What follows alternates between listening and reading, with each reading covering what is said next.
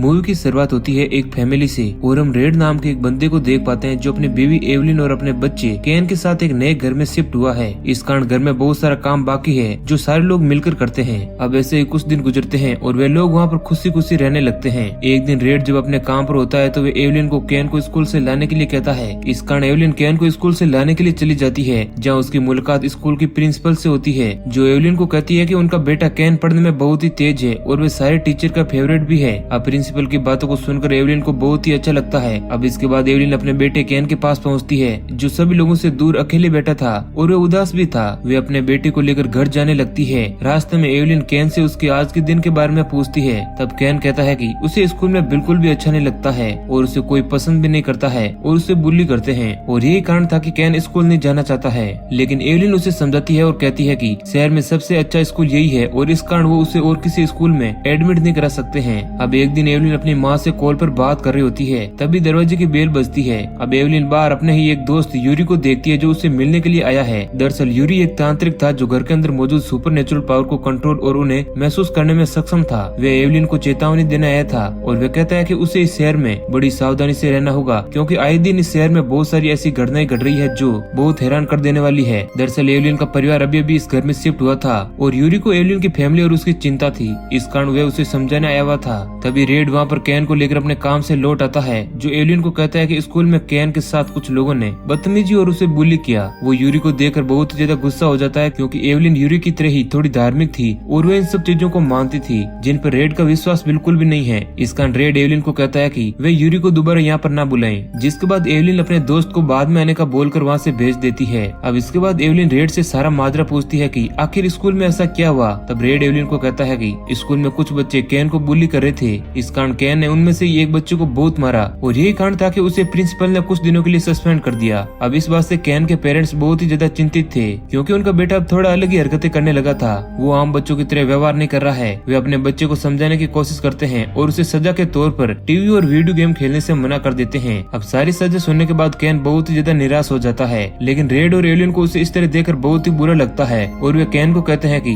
वे कल सुबह एक ट्रिप पर जाएंगे। अब ये बात सुनकर केन बहुत ही खुश हो जाता है, क्योंकि उसे जंगल में घूमने में बड़ा मजा आता है। अब अगली सुबह केन सबसे पहले उठ जाता है और वे अपने पेरेंट्स के रूम में जाकर उन्हें भी जगाता है। अब सारे लोग तैयार होकर उस ट्रिप के लिए निकल जाते हैं, जहाँ रेड और एवलिन अभी भी अपने बेटे के बर्ताव को लेकर चिंतित है और बातें करते करते ही वे लोग जंगल में आगे बढ़ते हैं और केन उन दोनों से बहुत ही दूर हो जाता है। जिसके बाद वे दोनों लोग केन को ढूंढने लगते हैं और फिर वे एक मैदान में आ जाते हैं, जहाँ पर केन एक दरवाजे के पास खड़ा हुआ था, जो दरवाजा बहुत ही अजीब था। अब उस दरवाजे को देखकर एवलिन और रेड दोनों डर जाते हैं, क्योंकि वह दरवाजा बहुत ही अजीब तरह से वहाँ पर रखा हुआ था, क्योंकि वहाँ ना ही कोई घर था और ना ही कोई बिल्डिंग। जिसके बाद वे लोग फैसला करते हैं कि वे इस दरवाजे को अपने साथ ले जाएंगे। इस कारण एवलिन उस दरवाजे की चाबी ढूंढने लगती है, क्योंकि वह दरवाजा चैन से बांधा गया था। आखिरकार उसे चाबी मिल जाती है और वे लोग उस दरवाजे को लेकर अपने साथ घर पर आ जाते हैं और एवलिन उसे अच्छे से ठीक करने लगती है और उस पर पेंट करके वे एक अलमारी में उसको फिट कर देती है। हालांकि वह दरवाजा बहुत ही पुराना था। अब इसके बाद हम देखते हैं कि एवलिन ग्रोसरी मार्केट में जाने के लिए अपना कोट उस कवर्ड से निकालती है, जहाँ कोट से उसे कुछ बदबू आती है और उसे लगता है कि शायद केन की ही कुछ खाने पीने की चीजें हैं। जिसके बाद वो केन से पूछने लगती है, लेकिन केन उसे कहता है कि उसने ऐसा कुछ भी नहीं किया। अब इसके बाद एवलिन मार्केट चली जाती है और सामान लेकर जब वो अपनी कार की चाबी जेब से निकालती है तो चाबियों के साथ कुछ कीड़े भी उसकी जेब से निकलते हैं। उन कीड़ों को देखकर वह बुरी तरह से डर जाती है और किसी तरह वह घर पहुंचती है और वह इस बात को लेकर बहुत ही परेशान थी और फिर वह रेड को भी इस बारे में बताती है। लेकिन रेड को इन सब चीजों पर बिल्कुल भी यकीन नहीं था। उसका मानना था कि शायद केन ने ही उसके साथ कोई प्रैंक किया है। अब उसी रात एवलिन किचन में जाती है तो उसे उसी दरवाजे के पास एक स्पिरिट नजर आती है, जिसे देखकर वह बुरी तरह से डर जाती है। जब एवलिन लाइट्स ऑन करती है तो उसे वहाँ पर केन नजर आता है, जो अभी तक सोया नहीं था। अब किसी तरह एवलिन अपने आप को संभालती है और फिर वह अपने बेटे केन से पूछती है कि आखिर वह अभी तक सोया क्यों नहीं। तब केन उसे कहता है कि उसे बहुत ही अजीब अजीब से सपने आ रहे हैं, जिसमें कुछ लोग उसे पकड़ने की कोशिश कर रहे हैं और वे उसे अपने साथ ले जाना चाहते हैं। अब इसके बाद एवलिन किसी तरह अपने बेटे को समझाती है और उससे कहती है कि ये सिर्फ सपने हैं और फिर उसे रूम में ले जाकर सुलाने की कोशिश करती है, जहाँ पर केन सो जाता है। तो वे धीरे धीरे उसके रूम से बाहर आती है। अब इसी दौरान हम उसी कबर्ड के पास से एक हाथ भी देखते हैं जो किसी स्पिरिट का था। अब अगले दिन हम देखते हैं कि एवलिन के घर यूरी आता है, जो उसे बताता है कि उसके घर में कोई न कोई सुपर नेचुरल पावर मौजूद है, क्योंकि उसे कुछ अजीब सा महसूस हो रहा है और वे उस घर को पवित्र करने के लिए आया है और वे अपनी पावर और अपने मंत्र से घर में मौजूद शक्तियों को बाहर निकालने लगता है। अब इसी दौरान वो उसी डोर को नोटिस करता है और वे एवलिन को कहता है कि ये दरवाजा तुम्हें कहाँ से मिला। तब एवलिन कहती है कि ये दरवाजा वे लोग जंगल से लाए थे। अब यूरी इस बात को सुनकर नाराज हो जाता है और वह कहता है कि उन्होंने बहुत ही बड़ी गलती कर दी, उन्हें ऐसा नहीं करना था। यूरी एवलिन को कहता है कि उन्हें किसी भी तरह इस दरवाजे को निकाल कर वापस उसी जंगल में छोड़कर आना होगा। अब उसी रात एवलिन रेड को सारी बातें बताती है, लेकिन थका हुआ रेड उस दरवाजे को खोलने की कोशिश करता है और बहुत देर उस दरवाजे को निकालने में लगा देता है, लेकिन आखिर तक वह दरवाजा उससे नहीं निकलता है। जिसके बाद रेड कहता है कि वह कल इस दरवाजे को निकाल देगा। अब अगले दिन एवलिन शहर की ही एक लाइब्रेरी में जाकर उस दरवाजे की हिस्ट्री जानने की कोशिश करती है, जहाँ लाइब्रेरियन उसे कुछ अजीब सी बातें बताती है और वह कहती है कि 20 साल पहले इस दरवाजे के कारण कई बच्चे गायब हो रहे थे। अब इस बात को सुनकर एवलिन बहुत ही ज्यादा डर जाती है। हालांकि उस लाइब्रेरियन को उस बारे में ज्यादा जानकारी नहीं थी और वह कहती है कि इस लाइब्रेरी में बहुत सारे आर्टिकल है जिन्हें पढ़कर वो बहुत सारी जानकारी पा सकती है। अब उसी रात एवलिन रेड को सारी बातें बताती है, लेकिन रेड कहता है कि वह ज्यादा ही इन सब चीजों को सीरियस ले रही है, क्योंकि तुम्हारा दोस्त यूरी तुम्हें इन सब चीजों को सोचने के लिए मजबूर कर रहा है। अब अगले दिन रेड और एवलिन नोटिस करते हैं कि जिस दरवाजे को उन्होंने लगाया था उस दरवाजे का कलर निकल चुका है और ये बहुत ही अजीब बात है। तभी एवलिन को स्कूल के प्रिंसिपल का मैसेज आता है और वे उन्हें बताती है कि कैन को एक बार फिर से स्कूल से निकाल दिया गया है, क्योंकि उसने इस बार भी मारपीट की थी।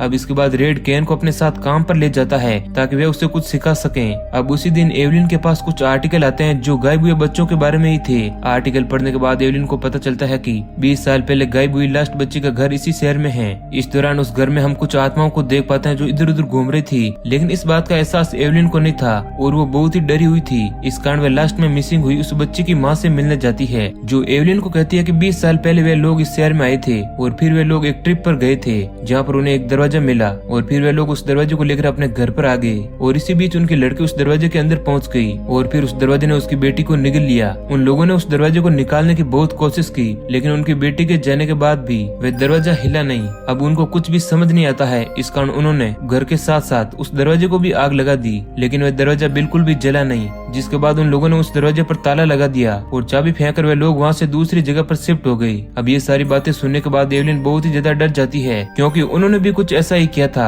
और उसे अपने बेटे की चिंता होने लगती है। तभी रेड का मैसेज आता है जो उससे कहता है कि उसने कैन को घर छोड़ दिया है और अब वो अपने काम पर निकल गया है। अब ये देखते ही एवलिन रेड को कॉल लगाती है और उसे वापस घर बुलाती है, क्योंकि वे समझ चुकी थी कि उस दरवाजे से कैन को कितना खतरा है। अब इससे पहले कि वे दोनों अपने घर पर पहुंच पाते, उससे पहले ही कैन को उस दरवाजे ने निगल लिया था। अब ये बात जानकर वे दोनों बहुत ही दुखी होते हैं और उन्हें बहुत ही तकलीफ होने लगती है। अब इस कारण एवलिन अपने दोस्त यूरी को वहाँ पर बुलाती है ताकि वे किसी तरह उनकी मदद कर सकें और कैन को वापस ला सकें। अब इसके बाद यूरी उन दोनों को कहता है कि अभी ज्यादा देर नहीं हुई है और वे किसी तरह कैन को बचा सकते हैं और इस दुनिया में वापस ला सकते हैं। यूरी अपने सुपर नेचुरल पावर को यूज करके उस दरवाजे को वापस उसी जंगल में लेकर आता है। अब यूरी अपने पावर से किसी तरह उस दरवाजे के अंदर मौजूद उस शैतान से डील करने की कोशिश करता है ताकि वे कैन को छोड़ दें। यूरी बहुत देर तक रिचुअल करता है और किसी भी तरह उस दरवाजे के अंदर मौजूद शैतान से संपर्क करने की कोशिश करता है, लेकिन बहुत मेहनत करने के बावजूद भी ऐसा नहीं हो पाता है। जिसके बाद यूरी अपना पूरा जोर लगा देता है और किसी तरह वो शैतान उससे बातें करना शुरू कर देता है। वो शैतान उससे कहता है कि इस दुनिया में आए हुए बच्चे कभी भी वापस उनकी दुनिया में नहीं जा सकते।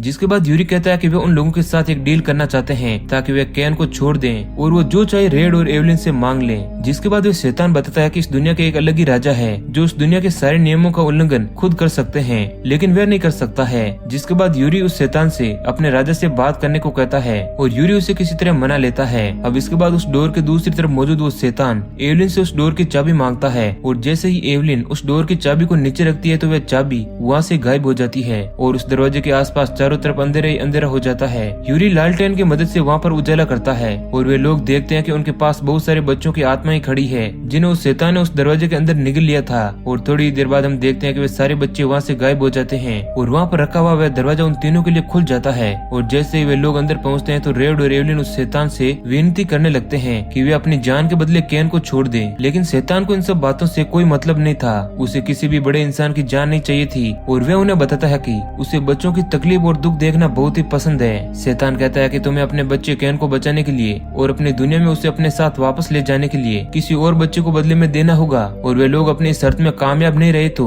उनका बच्चा कैन कभी भी वापस उनकी दुनिया में नहीं जा सकेगा। अब ये बात सुनकर रेड और एवलिन बुरी तरह से इमोशनल हो जाते हैं, क्योंकि वे नहीं चाहते थे कि कैन के बदले किसी और बच्चे को उस शैतान के हवाले करें, लेकिन उनके पास कोई और रास्ता नहीं होता है और कैन के लिए वे सब कुछ करने को राजी थे।